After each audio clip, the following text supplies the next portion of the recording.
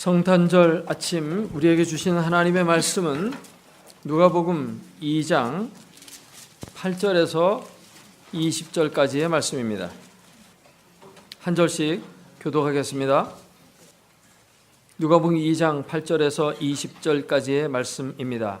그 지역의 목자들이 밤에 밖에서 자기 양떼를 지키더니 주의 사자가 곁에 서고 주의 영광이 그들을 두루 비추매 크게 무서워하는지라.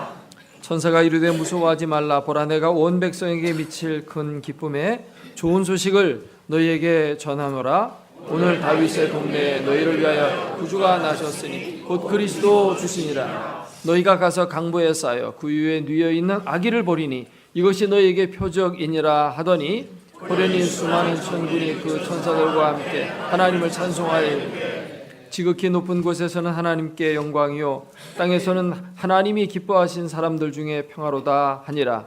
천사들이 떠나 하늘로 올라가니 목자가 서로 말하되 이제 베들레헴으로 가서 주께서 우리에게 알리신 바 이 이루어진 일을 보자 하고 빨리 가서 마리아와 요셉과 그 위에 누인 아기를 찾아서 보고 천사가 자기들에게 이 아기에 대하여 말한 것을 전하니 듣는 자가 다 목자들이 그들에게 말한 것을 놀랍게 여기되 마리아는 이 모든 말을 마음에 새겨 생각하니 목자들은 자기들에게 이르던 바와 같이 듣고 본 그 모든 것으로 인하여 하나님께 영광을 돌리고 찬송하며 돌아갔습니다. 아멘. 오늘은 말씀을 먼저 전하고 찬양대 칸타타는 뒤이어서 하도록 하겠습니다. 기쁘고 즐거운 성탄절입니다. 여러분 모두에게 성탄의 기쁨과 평화가 넘치기를 주의 이름으로 축복합니다. 옆 사람과 한번 인사하겠습니다. 메리 크리스마스.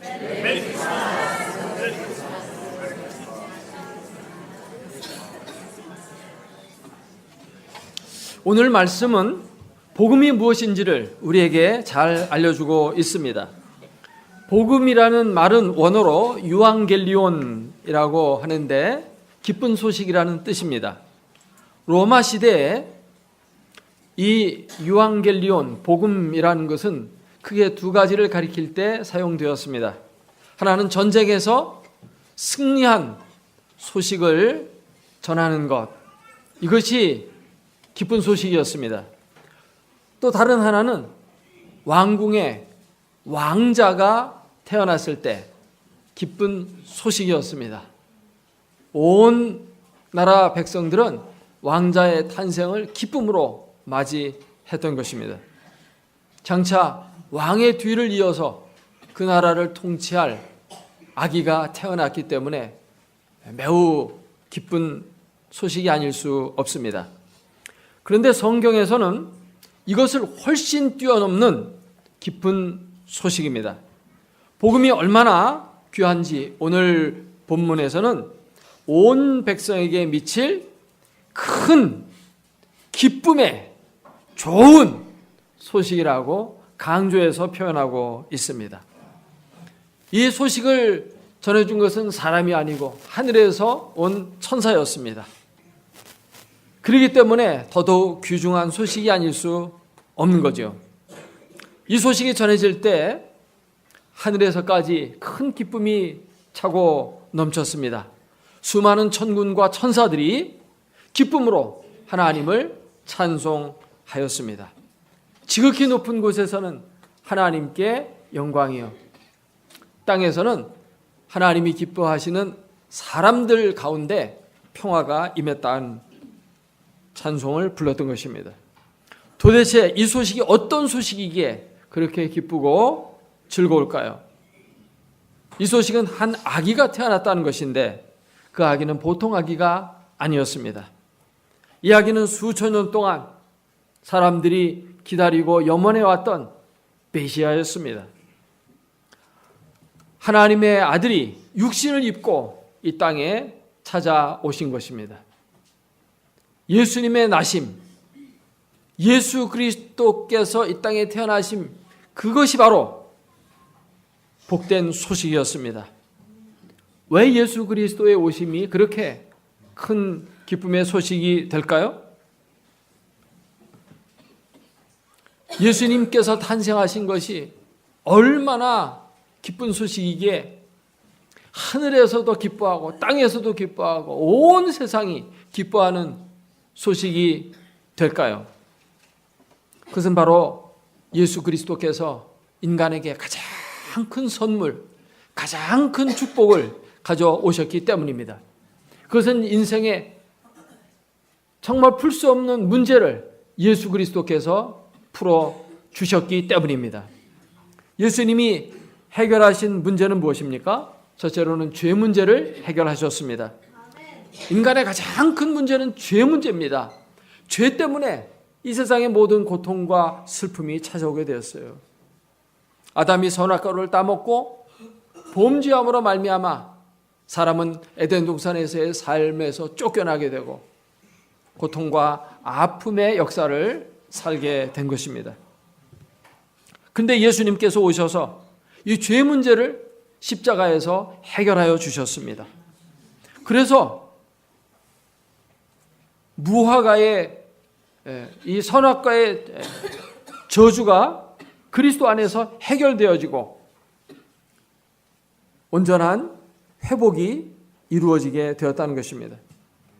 예수 그리스도 안에 나타난 이 놀라운 구원은 천지 창조보다도 더 위대한 사역이라고 사람들은 말합니다.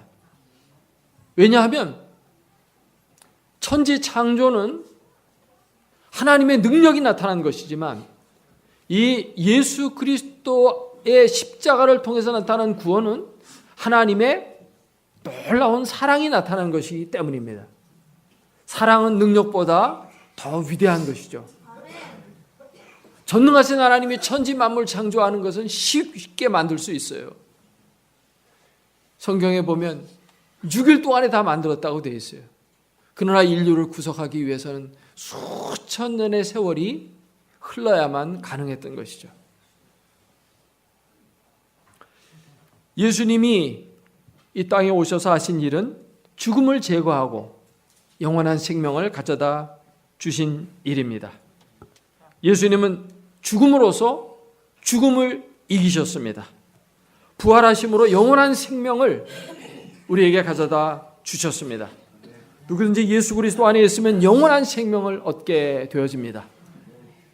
요한복음 3장 16절에 하나님이 세상을 이처럼 사랑하사 독생자를 주셨으니 이는 그를 믿는 자마다 멸망하지 아니하고 영원한 생명을 얻게 하려 하심이라고 말씀하고 있습니다. 또 예수님이 오셔서 가져다 주신 것은 바로 하나님과의 친밀한 사랑의 교통입니다. 예수님의 오심은 영혼과 시간이 만나는 유일한 접점입니다. 시간은 영혼을 만날 수가 없어요. 그런데 한 점에서 만났는데 그 한 점이 바로 예수 그리스도라는 것입니다. 피조물이 하나님을 만나고 하나님을 본다는 것은 있을 수 없는 일이고 구약 성경에 보면 사람이 하나님을 보면 죽게 되어 있습니다. 그러니까 만나지 못하는 거예요.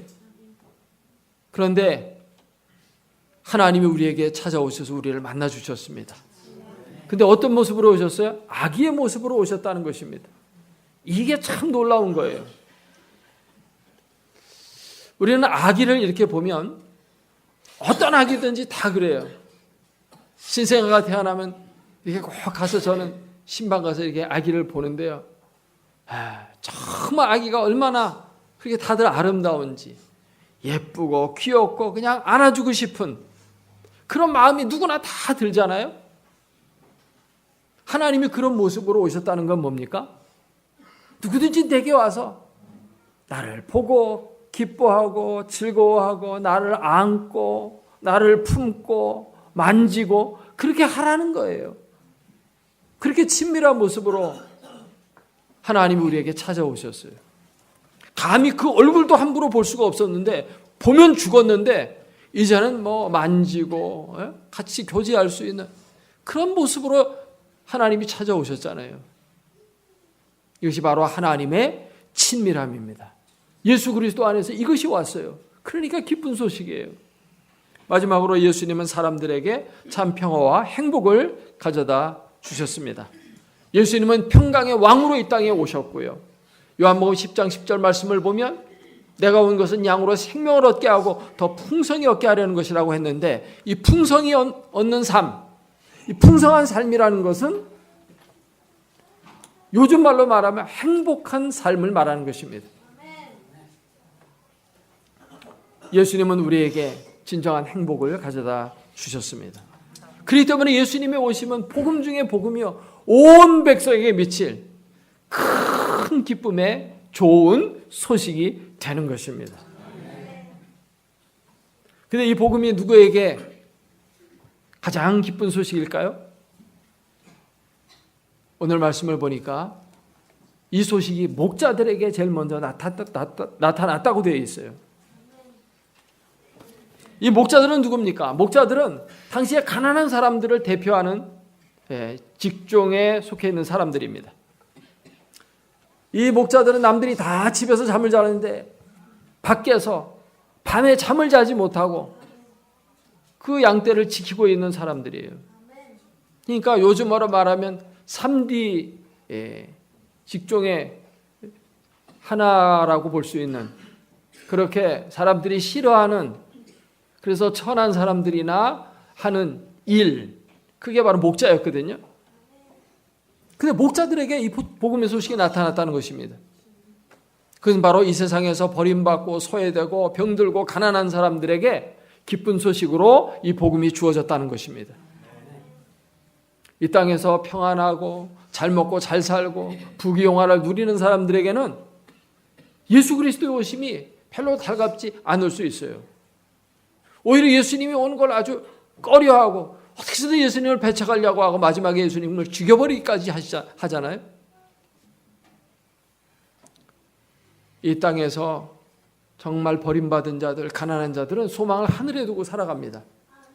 그 하늘에 소망을 두는 자들에게 기쁜 소식으로 이 복음이 전파되었다는 것입니다. 여러분은 여러분의 소망을 어디에 두고 살아가고 있습니까? 천사들은 목자들에게 메시아 탄생의 소식을 알려주면서 가서 강보에 쌓여 구유에 누워있는 아기를 보라고 했습니다. 그랬더니만 목자들은 그 소식을 듣고 어떻게 했습니까?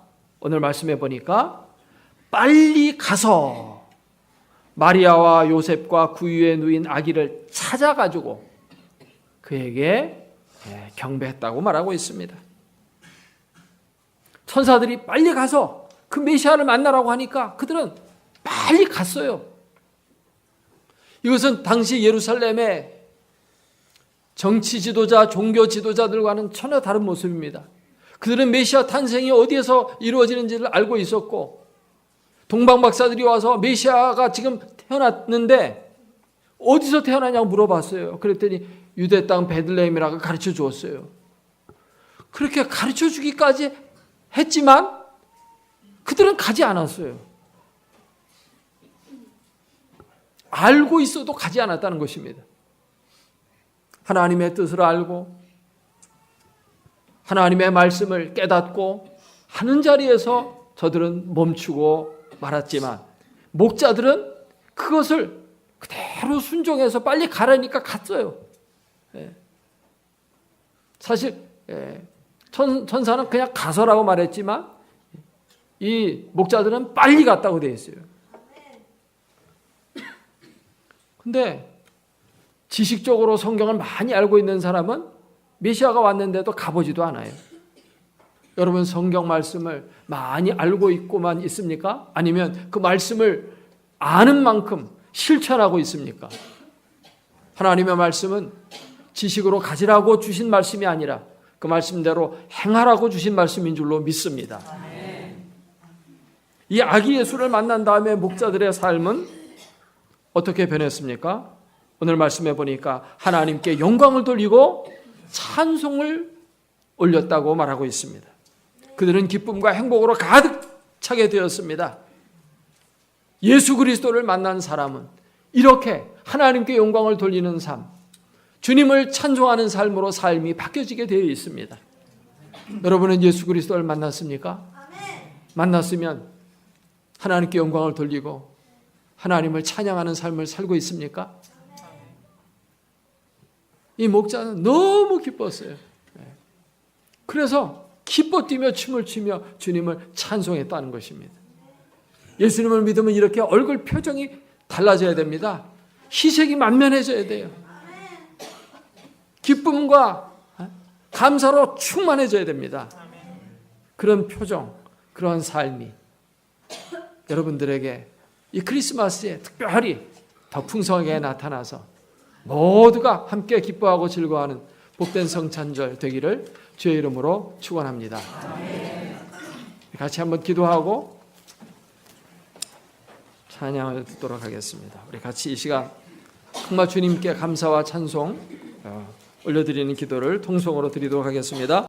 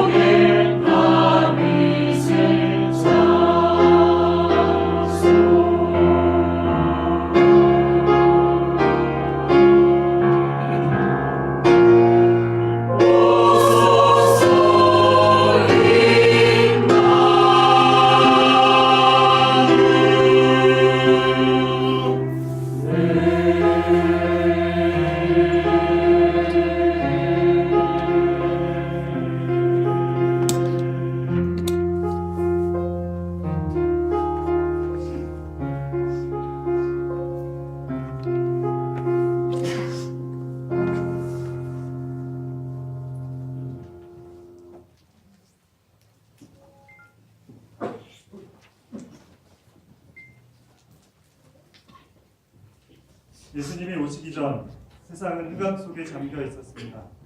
도처의 정치적인 억압이 심한 상태였습니다. 예언자들이 메시아가 오신다는 하나님의 신실한 약속을 전한 지 오랜 세월이 흘렀습니다. 과연 그들의 구원자 혹은 그들의 왕이 마침내 오실 때가 바로 이때입니까? 오 주여, 언제까지 우리를 잊으시나이까? 언제까지 그 얼굴을 우리에게서 돌리시나이까? 한편 어두움에 하나님의 약속의 서광이 비치기 시작합니다. 하나님의 신실하심을 믿는 이들로부터 소망의 기쁨이 싹트기 시작합니다. 싱할렐루야, 구주께서 오시리라.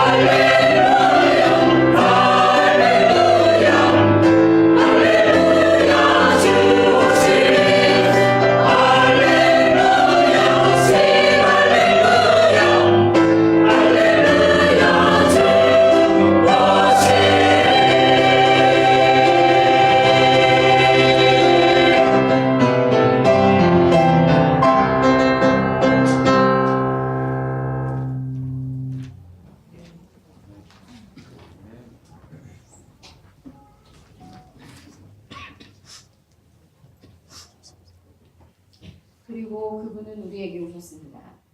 기뻐하라, 온 땅이여 하나님께 기뻐 외칠지어다. 말씀이 육신이 되어 우리 가운데 거하시매 우리가 그 영광을 보니 아버지의 독생자의 영광이니 은혜와 진리가 충만하더라. 작은 마구간으로 가까이 나아갑시다. 부유한 홀리 잠든 아는 아기를 봅시다. 세상의 구원이 빛과 생명 그리고 평화를 주며 이 구유 안에 소리 없이 담겨 있습니다. 그분은 평화의 왕이십니다. 하지만 그 평화는 때로 우리가 그가 실제 존재한다고 믿지 않는다면 얻을 수 없는 평화입니다. 평화에 대한 성경적 개념은 근심이 전혀 없는 상태에 초점을 두고 있지 않습니다. 하나님의 평화는 상황과 무관한 것입니다. 즉 외부에서 발생하는 일들에 영향을 받지 않는 선하심의 개념입니다. 구유 안에 오신 아기가 오늘 우리의 삶에서 일어나는 일에 영향을 미칠 수 있을까요? 이 아기 몸의 그리스도가 우리의 삶에 평화를 주시는 분이신가요?